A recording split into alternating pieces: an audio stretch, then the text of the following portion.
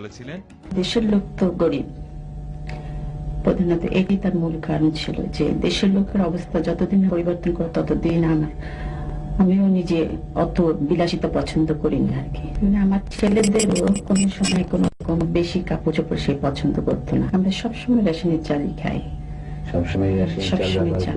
মাইনা যা পেতেন সত্যি কথা বলতেন না, মাইনা ছিল বোধহয় পে স্লিপ যা আসতো আর কি 2200 বোধহয়, উনি 10% আবার দিয়ে দিতেন। তো তার মধ্যে থেকে আমাকে সে 2000 টাকা দিত, ওর মধ্যেই আমার সংসার চালাতে হতো। মানে আমার ছেলেদেরও কোনো সময় কোনো রকম বেশি কাপড় চোপড় সে পছন্দ করতো না।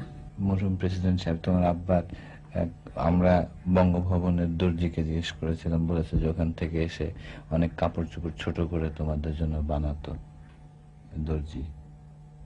এরকম কিছু মনে আছে তোমাদের? আমার এই শার্টটাই আব্বুর ছিল আগে, এটাই ওরা এটাই। বানিয়ে দিয়েছে। জি। তোমার মনে আছে